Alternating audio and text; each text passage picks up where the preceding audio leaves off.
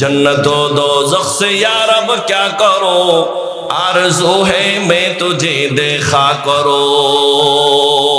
জান্নাত তো নেক আমলের প্রতিদান, আমি এটা দিয়ে কি করব? তো জান্নাত কি? জান্নাত হলো নেক আমলের প্রতিদান নেওয়ার জায়গা। বলেন না সুবহানাল্লাহ। মানে আল্লাহ আমাদেরকে যেই প্রতিদান দিবেন ওটা দুনিয়াতে দিতে পারবেন না। মানুষের একবার সুবহানাল্লাহর সওয়াব যদি আল্লাহ দুনিয়াতে দিতে চান, আসমান আর জমিন সকল কিছু ভেঙে টুকরো টুকরো হয়ে খান খান হয়ে যাবে, শুধু একবার সুবহানাল্লাহর সওয়াব। আমি প্রায় জায়গায় বলি এই কথা।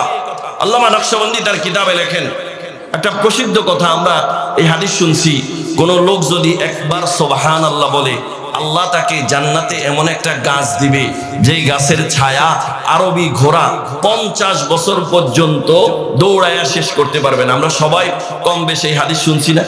যারা তাবলীগে গেছেন তারা বেশি বেশি শুনছেন।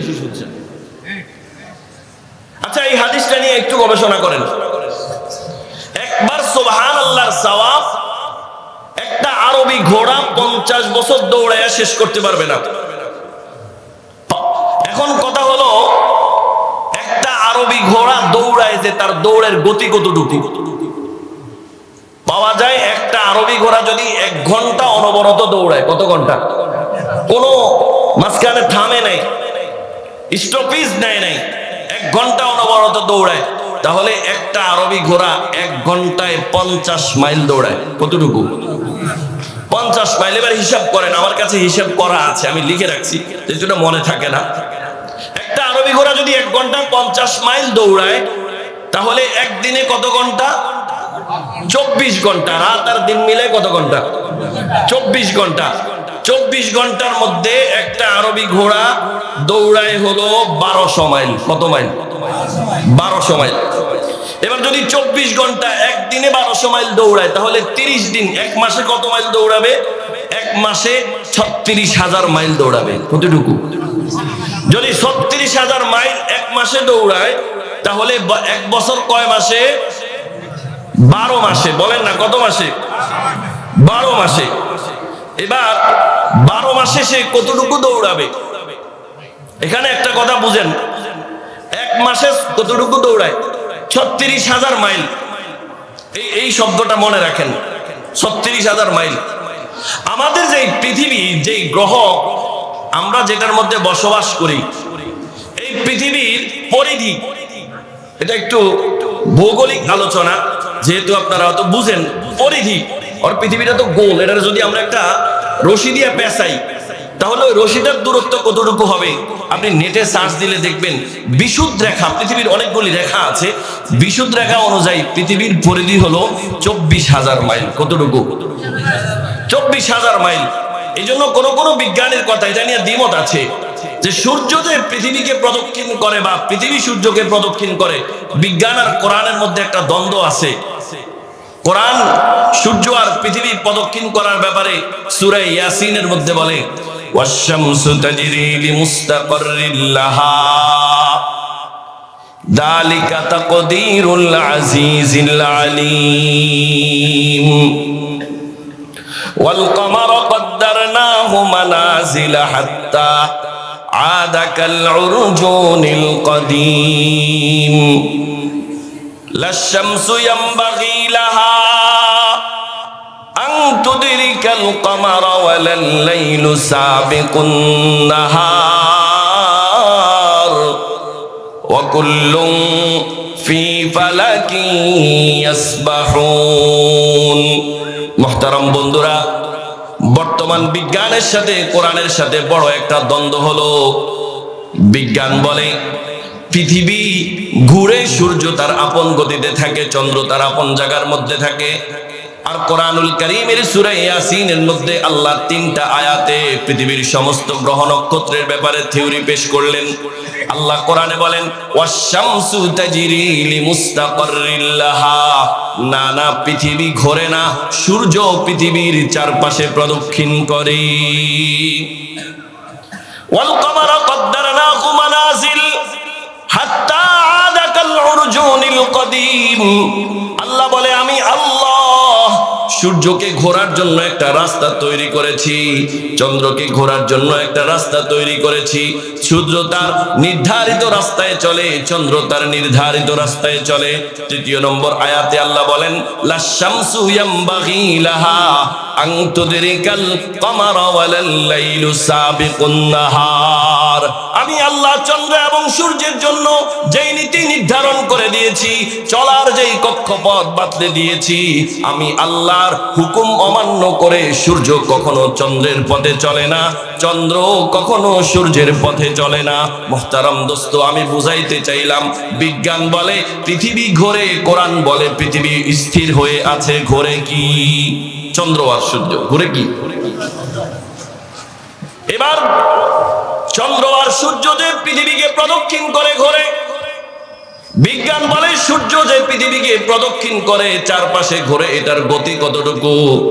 বিজ্ঞান বলে এটার গতি হলো প্রতি ঘন্টায় 1000 মাইল। কয় হাজার মাইল? 1000 মাইল। এই কারণে সূর্য যখন 1 ঘন্টা 2 ঘন্টা করে করে করে করে করে 24 ঘন্টা পার হয়, আবার নির্ধারিত জায়গায় সূর্য উঠায় কে? আল্লাহ। 24,000 মাইল অতিবাহিত হইলে একবার পৃথিবীকে প্রদক্ষিণ করা হয়, আবার নতুন করে দিন দেওয়া হয়। তাহলে আমরা যে বললাম পৃথিবীর দৈর্ঘ্য হলো, পৃথিবীর পরিধি হলো 24,000 মাইল, এটা এখান থেকে কি পাওয়া যায়? প্রমাণ পাওয়া যায়। আলোচনা খুব কঠিন হয়ে যাচ্ছে।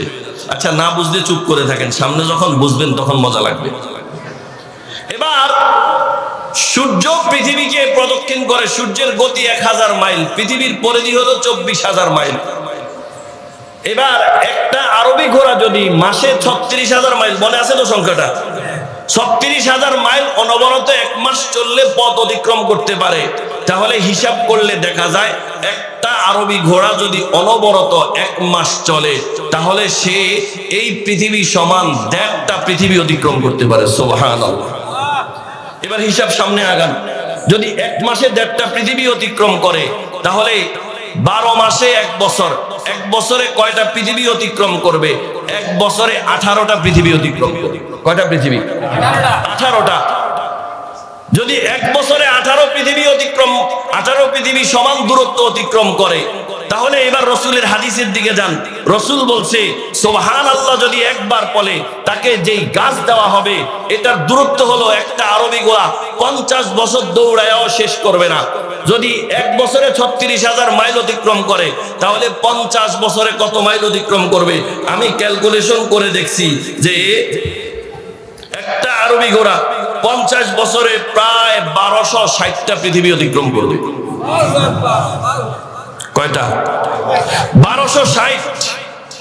তাহলে কি পেলাম? একবার সুবহানাল্লাহর পরিবর্তে আল্লাহ আমাদেরকে যেই সওয়াব দিবেন, ওই সওয়াব হলো একটা গাছ।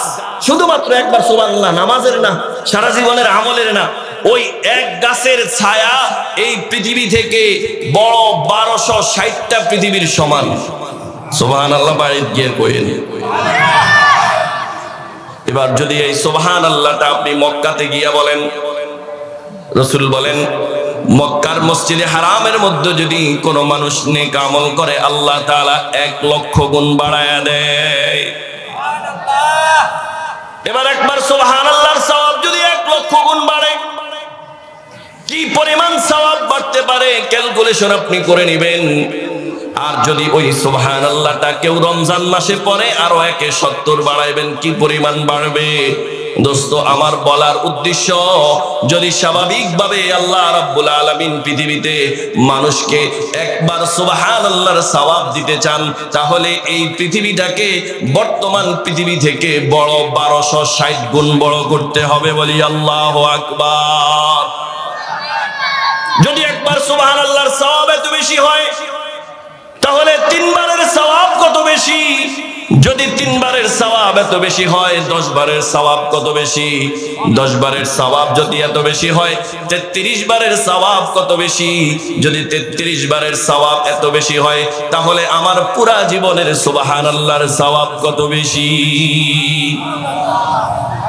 যদি পুরা জীবনের সুবহানাল্লাহর সওয়াব এত বেশি হয়, পুরা জীবনের নামাজের সওয়াব কত বেশি? বলি আল্লাহু আকবার।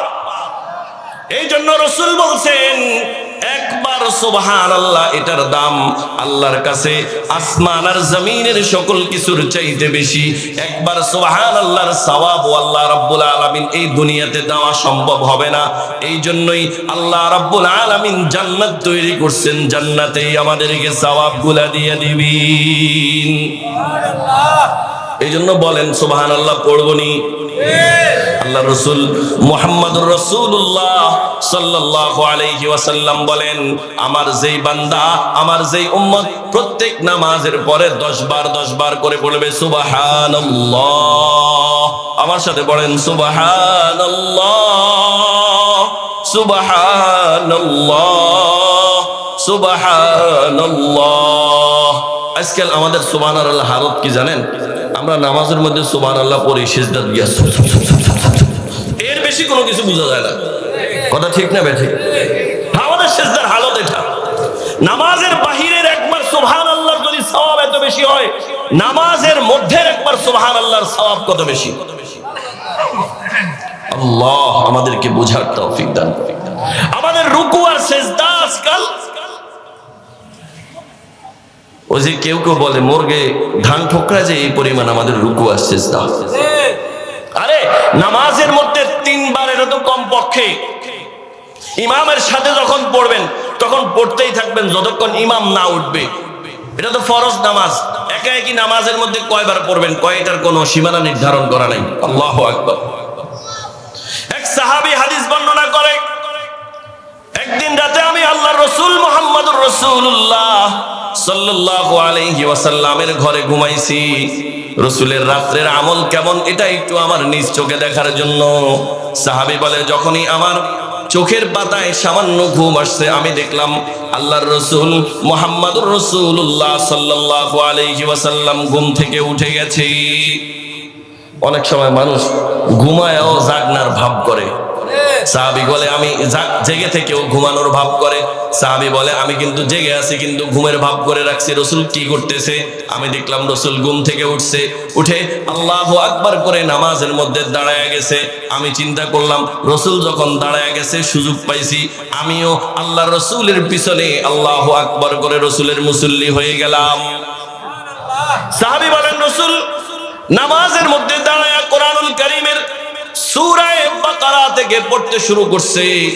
আলিফ লাম মিম যালিকাল কিতাবু লা রাইবা ফীহি হুদাল লিল মুত্তাকিন বলে রাসূল 1 আয়াত 2 আয়াত করে করে সূরা বাকারা পড়তেছে।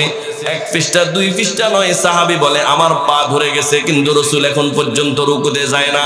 আমি দেখলাম 1 আয়াত 2 আয়াত করে পড়তে পড়তে রাসূল সূরা বাকারা পড়ে শেষ করে ফেলছি। সুবহানাল্লাহ। সাহাবী বলে, আমার চিন্তা হয়েছে যে এইবার হয়তো রাসূল একটু রুকুতে যাবে, কিন্তু আমি দেখলাম না, রাসূল সূরা বাকারা শেষ করে পরের সূরা সূরা আলে ইমরান আলিফ লাম মিম আল্লাহু লা ইলাহা ইল্লা হুয়াল হাইয়ুল কাইয়্যুম বলে সূরা আলে ইমরান শুরু করছে। সাহাবী বলে, আমার তো পেটে কামড় দিছে, রাসূলের পিছে খাড়ায়া কি না দোষ আজকে করলাম। রাসূল সূরা আলে ইমরান শুরু করছে, পড়তেছে তো পড়তেছে 1 আয়াত 2 আয়াত করে করে মুহাম্মদুর রাসূলুল্লাহ সাল্লাল্লাহু আলাইহি ওয়াসাল্লাম সূরা আলে ইমরানের শেষ পর্যন্ত পড়ে ফেলছে। সাহাবী বলে, এবার যখন আলে ইমরান শেষ করতেছে মনে একটু দিলে একটু পানি আইছে, এবার না জানি রাসূল রুকুতে যাবে, কিন্তু রাসূল সূরা আলে ইমরান শেষ করে আবার সূরা নিসা শুরু করে দিয়েছি। সাহাবী বলে, রাসূল সূরা নিসা শেষ করে এবার আল্লাহু আকবার বলে রুকুতে গেল। আমি চিন্তা করলাম, বাবারে রাসূলের পিছে দাঁড়ায় যে ভুল আজকে করছি, রুকুতে গেছি, এবার মনে হয় একটু শান্তি লাগবে। রাসূল বলেন, ওই সাহাবী বলেন, রাসূল রুকুতে গিয়া সুবহানা রাব্বিয়াল আযীম বলেন বলেন সুবহানা রাব্বিয়াল আযীম, স্পষ্ট করে সুবহানা রাব্বিয়াল আযীম। আমরা সুবহানা রাব্বিয়াল আযীম, সুবহানা রাব্বিয়াল আযীম না না, স্পষ্ট করে সুবহানা রাব্বিয়াল আযীম রাসূল পড়তে শুরু করছেন, পড়তেছেন তো পড়তেছেন। সাহাবী বলেন, রাসূল সূরা বাকারা, আলে ইমরান, সূরা নিসা দাঁড়িয়ে দাঁড়িয়ে পড়তে যেই পরিমাণ সময় লাগাইছে, রুকুর মধ্যেও রাসূল ওই পরিমাণ সময় ছিল।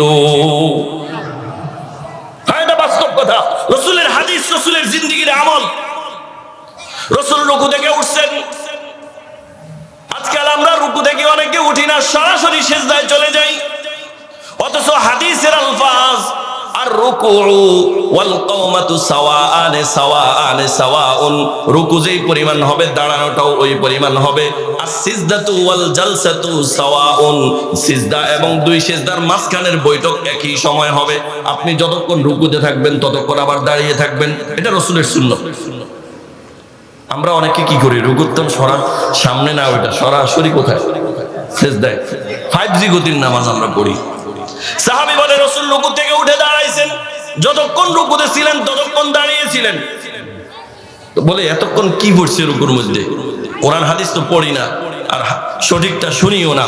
রুকু এবং সিজদার মধ্যে মানুষ যখন আস-সাজিদু ইয়াসজুদু আলা কদামাইর রহমান, মানুষ যখন সিজদা করে, বলে বান্দা আল্লাহর এত কাছে চলে যায় যে অন্য কোনো মাধ্যমে এত কাছে যেতে পারে না। এই জন্য আল্লাহর রাসূল রুকু এবং সিজদার মধ্যে গিয়ে দোয়া পড়তেন। রুকু এবং সিজদার মধ্যে কি পড়তেন? রব্বানা আতিনা ফিদ দুনিয়া হাসানা, এগুলা পড়বেন।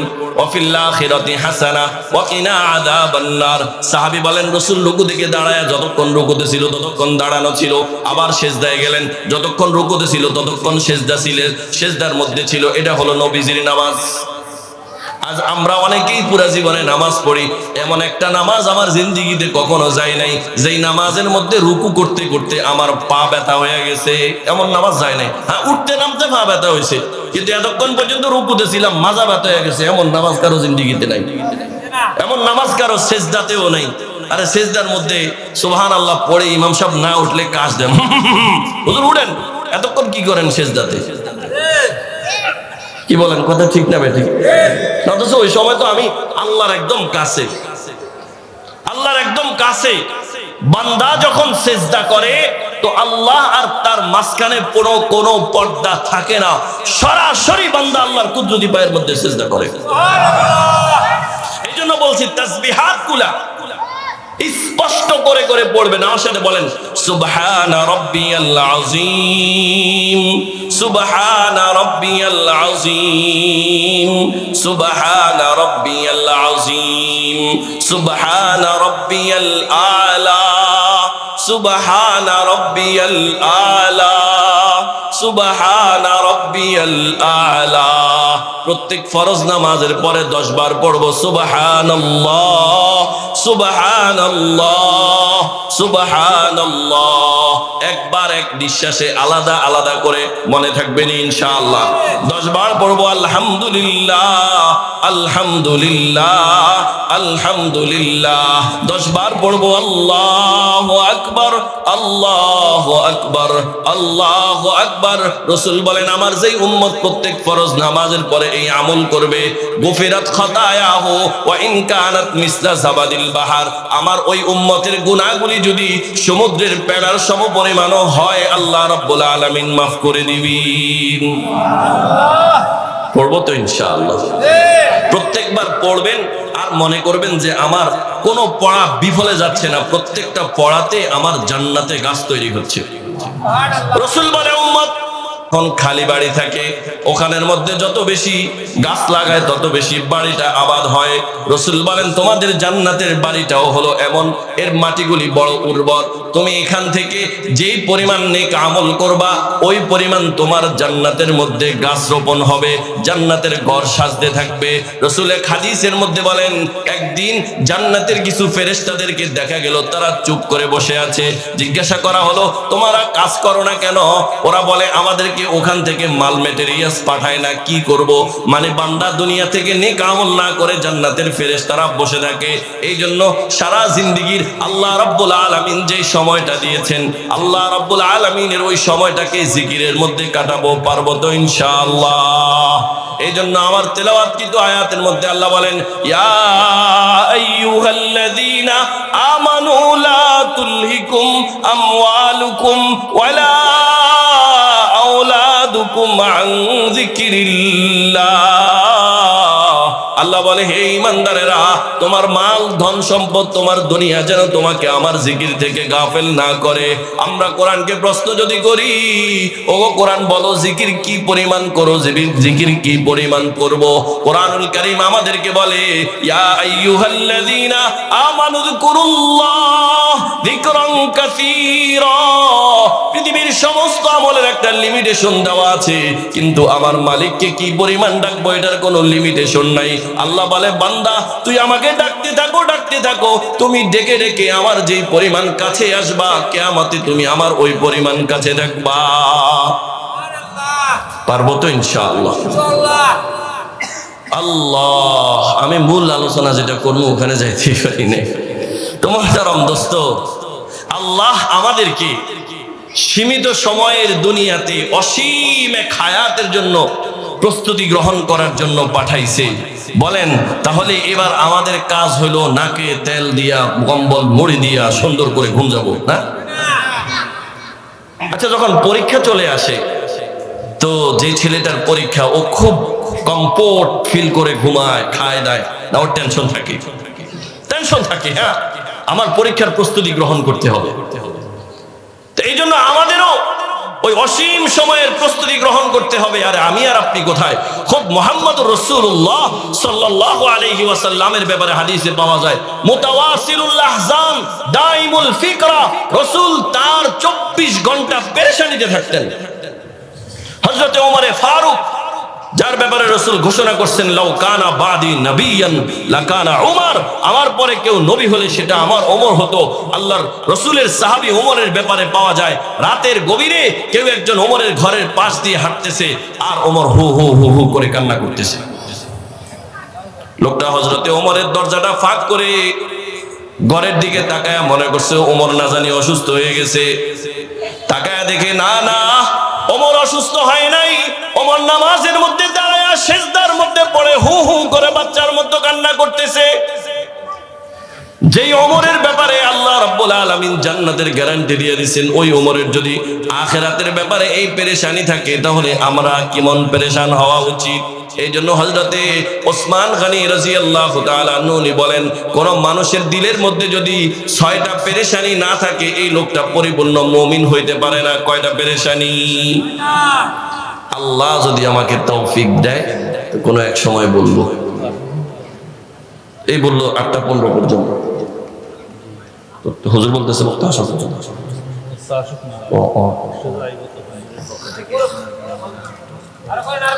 আল্লাহু আকবার, মনে থাকবে তো?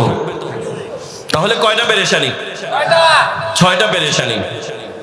এই 6 পেরেশানির মধ্যে সর্বপ্রথম পেরেশানি হলো তোমার দুনিয়া যেন তোমাকে আখিরাত থেকে গাফিল না করে দেয়। দুনিয়া যেন আখিরাত থেকে কি না করে দেয়? গাফিল না করে দেয়। এটা হলো প্রথম পেরেশানি। আখিরাতের প্রতি এমন বেশি পেরেশান থাকতে হবে যে দুনিয়া কোনোভাবেই যাতে আমাকে আখিরাত থেকে গাফিল না করে। একটা ঘটনা বলি, এরপরে ইনশাআল্লাহ আলোচনা শেষ করব। আল্লাহর রাসূলের একজন সাহাবী হযরতে সাঈদ ইবনে আমির আল জুমাহি রাদিয়াল্লাহু তাআলা আনহু, তারা দুনিয়ার এত বড় পর্যায়ে যাওয়ার পরেও আখিরাত সম্পর্কে কি পরিমাণ পেরেশান ছিলেন, দুনিয়ার প্রতি কি পরিমাণ গাফিল ছিলেন। হযরতে ওমর রাদিয়াল্লাহু তাআলা আনহুর যুগে সাঈদ ইবনে আমির আল জুমাহিকে হিমসের গভর্নর করে ওমর রাদিয়াল্লাহু তাআলা আনহু নিযুক্ত করলেন। সাঈদ ইবনে আমিরকে ওমর বললেন, সাঈদ তোমাকে হিমসের গভর্নর বানাইছি। সাঈদ বলে, আর কাম নাই, আপনি আমার দুনিয়ার মধ্যে ঢুকায় আমার পরকাল বরবাদ করতে চান। ওমর রাদিয়াল্লাহু তাআলা আনহু খুব রাগ হয়ে গেছে, কামিয়া আমারে খলিফা বানাইছো তো কাম বেকিন আমি করবো, তোমরা চুপ করে বসে দেখবা। তো সাঈদ ইবনে আমির কয়, খলিফাতুল মুসলিমিন অন্য কাউরে দিলে ভালো হয়। আজকে আমরা নিজের ক্ষমতার লাই কি না করি। আজকে দেখলাম নোয়াখালীতে এই ক্ষমতার দ্বন্দ্বে 6 জন মারা গেছে। একেবারে খালিদিনা ফি নারি জাহান্নাম আবাদা, চিরস্থায়ী বিনা হিসাবে জান্নাতি জাহান্নামী হয়ে গেছে। সাঈদ ইবনে আমির আল জুমাহি হযরতে ওমর ফারুক সাঈদ ইবনে আমিরকে হিমসের গভর্নর করে পাঠাইলেন। সাঈদ ইবনে আমির যখন হিমসের গভর্নর নিযুক্ত হলেন, একদিন হিমস থেকে একটা গ্রুপ হযরতে ওমর ফারুক রাদিয়াল্লাহু তাআলা আনহুর কাছে আসলো। হযরতে ওমর ফারুক বললেন, আমি তোমাদের হিমসের মানুষদের জন্য কিছু ত্রাণ পাঠাইতে চাই। ত্রাণ ছিলেন তো? ত্রাণ পাঠাইতে চাই, রিলিফ পাঠাইতে চাই। আমাদেরকে আমার কাছে একটা মানুষের লিস্ট আনো। ওই গ্রুপটা হযরতে ওমরে ফারুকের কাছে একটা লিস্টি দিল। ওমরে ফারুক যখন লিস্টিটা পড়তে লাগলেন, দেখলেন লিস্টির শুরুতেই নাম লেখা সাঈদ ইবনে আমির আল জুমাহি। কার নাম? গভর্নরের নাম না, মারবাল্লাই নাম দেয় না এখানে। আমাদের দেশে যেমন দেশের রিলিফের চাউল মারে, মারাল্লাই না। ওমরে ফারুক জিজ্ঞাসা করলেন, এই সাঈদ ইবনে আমির আল জুমাহি এটা কে? ওই লোকগুলা বলল, হযরত সাঈদ ইবনে আমির আল জুমাহি অন্য কেউ নয়, যেই সাঈদকে আপনি আমাদের হেমসের গভর্নর করে পাঠাইলেন এটাই হলো তার নাম। ওমরে ফারুক আশ্চর্য হয়ে গেলেন, আমি তো এখানে গরিব লোকদের তালিকা দিতে চাইছি যাদের জন্য আমি ত্রাণ পাঠাবো, তোমরা গভর্নরের নাম কেন লিখলা? ওই লোকগুলি বলবো, খোদার কসম আমাদের পুরা হিমসের মধ্যে সবচেয়ে বেশি গরিব হলো আমাদের গভর্নর। আল্লাহু আকবার। আজকাল কল্পনা করা যাবে না, যেই সময়ের মধ্যে দেশের টাকা চুরি করে বেগম পাড়ার মধ্যে ৬৬৬৬ তালা বাড়ি করার স্বপ্ন দেখে, ওই সময় এটা কল্পনা না করতে পারলেও খোদার কসম রাসূলের সাহাবীদের আকৃতি এটা ছিল। সাঈদ ইবনে আমির আল জুমাহির নাম হযরত ওমর ফারুক দেখে চোখ থেকে ঝরঝর করে পানি পড়তে লাগলো। আর ধীরে ধীরে প্রশংসা আদায় করলেন, হ্যাঁ হ্যাঁ আমি নিশ্চয়ই ভালো লোকটাকে গভর্নর করে বানাইছি। হযরত ওমর ফারুক সাঈদ ইবনে আমির আল জুমাহির জন্য টাকা পয়সার বড় একটা পুটলি দিয়ে দিলেন। বললেন, ত্রাণ তো ত্রাণের পথে যাবে, সাঈদকে আমার পক্ষ থেকে এই উপহারটা দিয়ে দিও, বলে এটা খলিফাতুল মুসলিমিনের পক্ষ থেকে আপনার জন্য উপহার। ইতিহাসের কিতাবের মধ্যে পাওয়া যায়, যখন তারা সাঈদ ইবনে আমির আল জুমাহির কাছে এই যে ছোট্ট পোটলাটা নিল ওমরের পক্ষ থেকে, সাঈদ ইবনে আমির বলল, এটা কি? বলল, খলিফাতুল মুসলিমিন আপনার জন্য উপহার পাঠাইছে। সাঈদ ইবনে আমির তেলে বেগুনে জ্বলে উঠলেন। খলিফাতুল মুসলিমিন একবার জোর করে আমার দায়িত্ব ধরাইয়া দিছে, আবার আমার ঘরের মধ্যে দুনিয়া ঢুকায়া আমার আখিরাতকে বরবাদ করতে চায়। তারিখের কিতাবে পাওয়া যায়, সাঈদ ইবনে আমির বের হলেন, পোটলার মধ্যে থাকা সমস্ত টাকাগুলি তার এলাকার লোকগুলাকে, তার প্রজা যারা ছিল তাদের মাঝে বিলীন করে দিলেন। হযরতে ওমরে ফারুক কিছুদিন পরে চিন্তা করলেন, আমি একটু হেমস যাই, দেখি আমার জনগণের সেখানের কি অবস্থা। হযরতে ওমরে ফারুক যখন হেমসে আসলেন, আসার পরে হযরতে ওমরে ফারুকের কাছে হেমসের মানুষ তাদের গভর্নরের ব্যাপারে বিভিন্ন রকম বিচার দিতে শুরু করে দিল। ওমরে ফারুক তো আশ্চর্য, কিরে এরাই এতদিন গভর্নরের এত প্রশংসা করছে, এখন দেখি এরাই আবার গভর্নরের নামে বিচার নিয়ে আসছে। হযরত ওমরে ফারুক বলে, এমনি শুনবো না, গভর্নরের সামনে রাইখা তোমাদের সামনে রাইখা এরপরে শুনুন কার কি সমস্যা। হযরত ওমরে ফারুক ওই সময়ের সরকারি নেতৃবৃন্দ এবং সাঈদ ইবনে আমির আল জুমাহিকে একসাথে নিয়ে পরামর্শ সবাই বসলেন। ওমরে ফারুক বললেন, বলো তোমাদের গভর্নরের ব্যাপারে তোমাদের কি অভিযোগ?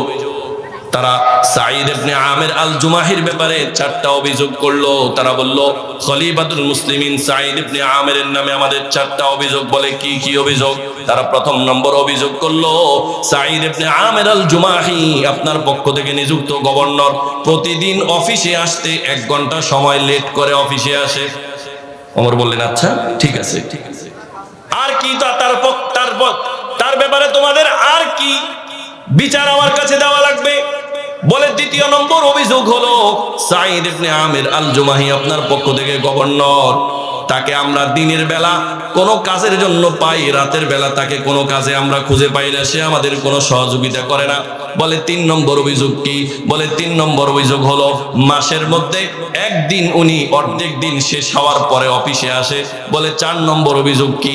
বলে, 4 নম্বর অভিযোগ হলো, উনি যখন কোনো পরামর্শতে যখন ওনার অফিসে বসে থাকে, আমরা যাই তার সাথে বিভিন্ন সমস্যার সমাধান করার জন্য, মাঝে মাঝে তার অবস্থা এমন হয় তিনি পাগলের মতো হয়ে যায়, কাউকে চিনে না। হযরতে ওমর 4টা অভিযোগ শুনলেন, শুনে সাঈদের দিকে তাকাইলেন, সাঈদ তোমার ব্যাপারে তোমার এই এলাকার মানুষের যেই 4টা অভিযোগ বলো, এই অভিযোগগুলি সত্য কিনা? হযরতে সাঈদ ইবনে আমির চোখ থেকে ঝরঝর করে পানিগুলি ফেলে দিলেন আর বললেন, খলিফাতুল মুসলিমিন, আমি চাই নাই আমার এই কথাগুলি পৃথিবীর কেউ জানুক, কিন্তু যখন আজকে অভিযোগ প্রমাণ হয়েছে, আমাকে তো অবশ্যই এই অভিযোগের ব্যাপারে আপনার কাছে কথা বলতে হবে। হ্যাঁ হ্যাঁ, 4টা অভিযোগই সত্য, কিন্তু এগুলোর পিছনে কারণ আছে। সাঈদ ইবনে আমিরের চোখ দিয়ে ঝরঝর করে পানি পড়তেছে আর বলতেছে, খলিফাতুল মুসলিমিন, আমি তো গভর্নরের দায়িত্ব চাই নাই, আপনি জোর করে আমাকে গভর্নরের দায়িত্ব দিয়েছেন। প্রথম অভিযোগ ছিল আমি প্রত্যেকদিন 1 ঘন্টা দেরি করে আমার অফিসে আসি। এটার কারণ হলো আমার ঘরের মধ্যে কাজ করার মতো কেউ থাকে না। আমি প্রত্যেকদিন সকালে নিজের রুটিগুলা নিজ হাতে খামিরা করে নিজে বানায়া, দুপুর আর রাত্রের খাবার নিজেই বানায়া নিজের সাথে করে নিয়ে আসি। আমার খাবার তৈরি করতে আমার 1 ঘন্টা দেরি হয়ে যায়। ওমর বললেন, শুনলাম। বলে, দ্বিতীয় অভিযোগ, তুমি নাকি দিনের বেলা মানুষের কথা শোনো, রাতে কারো কথা শোনো না। সাঈদ ইবনে আমির বললেন, নগো খলিফাতুল মুসলিমিন, আমি যেমন রাষ্ট্রের দায়িত্ব পালন করি, রাষ্ট্রের পক্ষ থেকে আমাকে জিম্মাদারি দেওয়া হয়েছে, কিন্তু যেই খালেক আর মালিক আমাকে বানাইছে, ওই মালিকেরও একটা জিম্মাদারি আছে।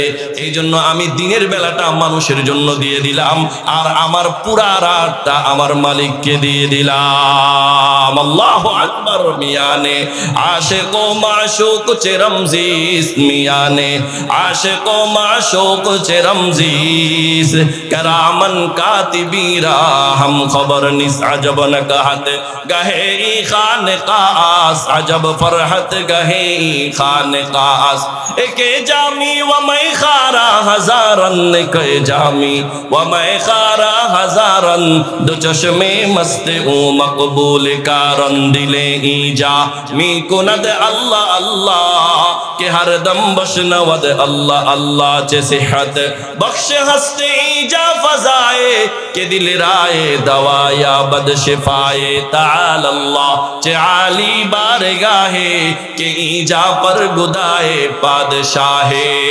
আল্লাহ ওরা যারা আছে তারা রাতের গভীরটাকে আল্লাহর কুদরতি পায়ে সঁপে দিয়েই তারা নিজেকে দুনিয়ার বাদশা মনে করে। সাঈদ ইবনে আমির বলল, ওগো খলিফাতুল মুসলিমিন, দিনের বেলাটা যখন আমি আমার রাষ্ট্রের জনগণের জন্য দিয়ে দেই, আমার রাতটা আমি আমার আল্লাহর সিজদায় কাটায়া দেই, এই জন্য রাতের বেলা কেউ কথা বললে তার কথা শুনি না। এবার ওমরে ফারুক এতক্ষণ অভিযোগ শুনছেন, মাথায় রাখছিল, এবার ওমরে ফারুকের চোখ দিয়ে ঝরঝর করে পানি পড়তেছে। হযরতে ওমরে ফারুক সাঈদকে বললেন, 3য় নম্বর অভিযোগ, তুমি মাসে 1 দিন খুব দেরি করে দিনের অর্ধেক চলে গেলে অফিসে কেন আসো? সাঈদ বললেন, ওগো খলিফাতুল মুসলিমিন, আমার গায়ে যেই জামাটা আপনি দেখতেছেন, ওই একটা জামা ব্যতীত আমার দ্বিতীয় কোনো জামা নাই। সুবহানাল্লাহ কইবেন না? না, এটা গল্প কাহিনী না, রাসূলের হাদিসের কথা, রাসূলের হাদিসের কথা। কিছুদিন আগে কোন এক নেতার বাড়ি তল্লাশি করে কয়েকশো কোট আর টাই আর ফ্যান পাওয়া গেছে। তারাও রাষ্ট্রের ক্ষমতাধর, আর রাসূলের সেই সাহাবী সাঈদ ইবনে আমিরও ছিল। সাঈদ ইবনে আমির বলে, রাসূলুল্লাহ, খলিফাতুল মুসলিমিন, গায়ের এই জামাটা ছাড়া আমার দ্বিতীয় কোনো জামা নাই। 1 মাস ধরে যখন এই জামাটা গায়ে দেই, খুব বেশি দুর্গন্ধ হয়ে যায়, কাঁচরা হয়ে যায়। এই জন্য মাসে 1 দিন আমি জামাটা ধুইয়া রোদ্রে শুকাইতে দেই। শুকাইয়া দেওয়ার পরে যখন ওই জামাটা শুকায়া সুন্দর হয়ে যায়, তারপরে আমি ওটা গায়ে দিয়ে এরপরে আমার অফিসে আসি। বলে, 4 নম্বর অভিযোগ, তুমি নাকি মজলিসের মধ্যে বসলে কখনো কখনো এমন হও কাউকে চিনতে পারো না। সাঈদ ইবনে আমির বলে, ওগো খলিফাতুল মুসলিমিন, হ্যাঁ এটাও আমার হয়। বলে, এটা কেন হয়? হযরতে সাঈদ ইবনে আমির বলল, খলিফাতুল মুসলিমিন, আমি যখনও মুসলমান হই নাই, আমি যখন মুশরিক ছিলাম, তখন রাসূলের সাহাবী হযরতে আদি খুবাইব ইবনে আদি রাদিয়াল্লাহু তাআলা আনহু, খুবাইব ইবনে আদি রাসূলের একজন সাহাবী, যেই সাহাবীকে কাফেররা জালেমানা ভাবে অন্যায় ভাবে হত্যা করে খুবাইব ইবনে আদির শরীরের সমস্ত অঙ্গ প্রত্যঙ্গগুলি টুকরো টুকরো টুকরো টুকরো করে হযরতে খুবাইব ইবনে আদিকে হত্যা করে ফেলছে।